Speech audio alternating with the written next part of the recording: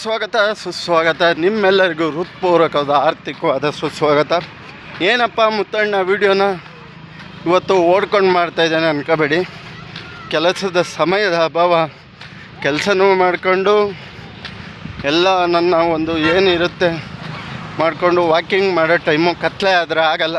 ಹಾಗಾಗಿ ಎಲ್ಲದೂ ನಿಮ್ಮ ಮುಂದೆ ನಿಮ್ಮ ಮನೋರಂಜನೆ ಮಾಡಬೇಕು, ನಿಮಗೆ ವಿಷಯ ತಿಳಿಸ್ಬೇಕು ಅನ್ನೋದಕ್ಕೋಸ್ಕರ ಎಲ್ಲದೂ ಮಾಡಿಕೊಂಡು ನಿಮ್ಮ ಮುಂದೆ ಹಾಜರಾಗಿದ್ದೇನೆ. ಇವತ್ತಿನ ವಿಷಯ, ನಮ್ಮ ದೇಶದಲ್ಲಿ ಹೆಚ್ಚು ನಾವು ಒಂದು ಅಪಾರವಾಗಿ ಹೆಸರುವಾಸಿ ಅಂದರೆ ಹೆಣ್ಣಿನ ಗೌರವಕ್ಕೆ, ಹೆಣ್ಣಿನ ಒಂದು ಸ್ತ್ರೀ ಕುಲಕ್ಕೆ. ಹೆಣ್ಣನ್ನು ಪೂಜಿಸ್ತೀವಿ, ಹೆಣ್ಣನ್ನು ಗೌರವಿಸ್ತೀವಿ. ಹೆಣ್ಣು ತಾಯಿ ಆಗ್ತಾಳೆ, ಹೆಣ್ಣು ಹೆಂಡತಿ ಆಗ್ತಾಳೆ, ಹೆಣ್ಣು ಮಗಳಾಗ್ತಾಳೆ, ಹೆಣ್ಣು ದೇವರಾಗ್ತಾಳೆ. ಅಂದರೆ ಎಲ್ಲ ರೀತಿಯಲ್ಲೂ ಹೆಣ್ಣು ಅಂದರೆ ಪೂಜ್ಯನೀಯ ರೀತಿ ಹೆಣ್ಣಿಗೆ ತುಂಬ ಗೌರವವಿದೆ. ಯಾಕೆ ವಿಷಯ ಇಷ್ಟು ಹೇಳ್ದಾಗ್ತಾಯಿದ್ದೀನಿ ಅಂದರೆ, ಇವತ್ತಿನ ದಿನದಲ್ಲಿ ಹೆಣ್ಣು ತಪ್ಪು ಮಾಡ್ತಾರೆ, ಗಂಡು ತಪ್ಪು ಮಾಡ್ತಾರೆ. ಆದರೆ ಗಂಡು ಮಕ್ಕಳದ್ದು ಯಥೇಚ್ಛವಾಗಿ ಅವ್ರ ಮೇಲೆ ಅಪವಾದಗಳು, ಆರೋಪಗಳು ಬರ್ತವೆ. ಹೆಣ್ಣು ಮಕ್ಕಳು ತಪ್ಪಿದ್ರು, ಗಂಡು ಮಕ್ಕಳು ತಪ್ಪಿಲ್ಲ ಅಂದರು ಅವ್ರ ಮೇಲೆ ಆರೋಪಗಳು ಬರ್ತವೆ, ಒಳ್ಳೆಯ ವ್ಯಕ್ತಿಗಳಾಗಿದ್ದರು. ಆದರೆ ಬಿಹಾರದಲ್ಲಿ ಒಂದು ಘಟನೆ ನಡೆದಿದೆ.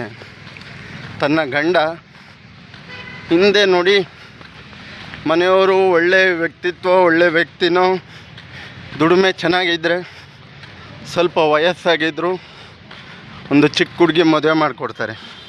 ಅದಕ್ಕೆ ಕುಟುಂಬದವರು ಅವರ ಏಜಿಗೆ ತಕ್ಕನಾಗಿ ಅವ್ರಿಗೆ ಯಾರು ಇಷ್ಟ ಇದ್ದಾರೆ, ಅವ್ರ ಏಜಿಗೂ ಇವ್ರ ಏಜಿಗೂ ಮ್ಯಾಚ್ ಆಗುತ್ತಾ ಅನ್ನೋದು ನೋಡಿ ಮದುವೆ ಮಾಡಿಕೊಡಿ.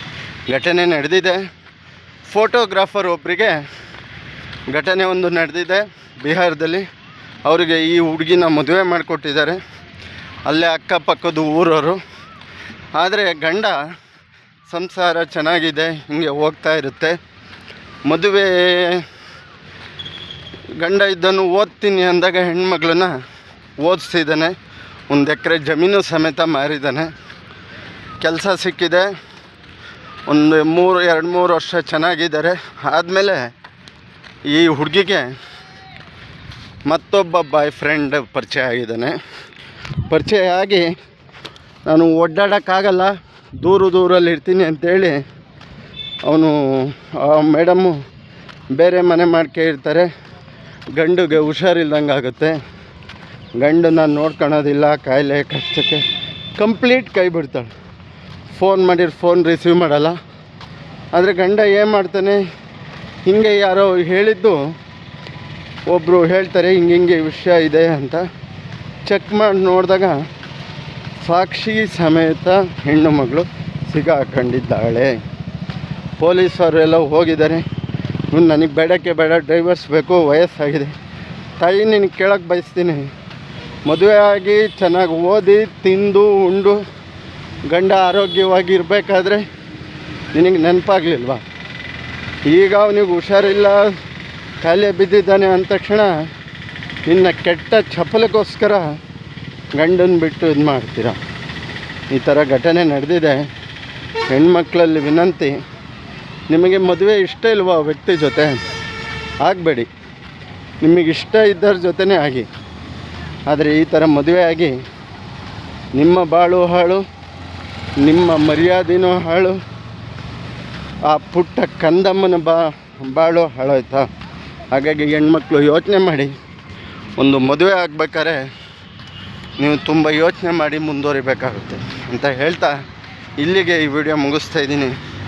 ಯಾವುದೇ ಹೆಣ್ಣಾಗಲಿ ಗಂಡಾಗಲಿ, ನಿಮಗೆ ಇಷ್ಟ ಇದ್ದರೆ ಮಾತ್ರ ಮದುವೆಯಾಗಿ ಈ ಥರ ಭಾಳ ಹಾಳು ಮಾಡ್ಕೋಬೇಡಿ. ನಿಮ್ಮ ಕುಟುಂಬದವ್ರಿಗೂ ಭಾಳ ಹಾಳು, ನಿಮ್ಮ ತಂದೆ ತಾಯಿ ಭಾಳ ಹಾಳು. ಇಲ್ಲಿಗೆ ವಿಡಿಯೋ ಮುಗಿಸ್ತಾ ಇದ್ದೀನಿ. ಏನಾದರೂ ತಪ್ಪಿದ್ದಲ್ಲಿ ಕ್ಷಮಿಸಿ. ಯಾವುದೋ ಹೆಣ್ಣನ್ನಾಗಲಿ ಗಂಡನಾಗಲಿ ತೇದೋದೇಗಲ್ಲ ಈ ವಿಡಿಯೋ, ಸತ್ಯ ಸಂದರ್ಶನ ನಿಮ್ಮ ಮುಂದೆ ಅಂತ ಹೇಳ್ತಾ ಇಲ್ಲಿಗೆ ಈ ವಿಡಿಯೋ ಮುಗಿಸ್ತಾ ಇದ್ದೀನಿ. ಜೈ ಶ್ರೀರಾಮ್, ಜೈ ಜಗನ್ನಾಥ್, ಜೈ ಸಂಗೊಳ್ಳಿ ರಾಯಣ್ಣ, ಜೈ ಭೀಮ್.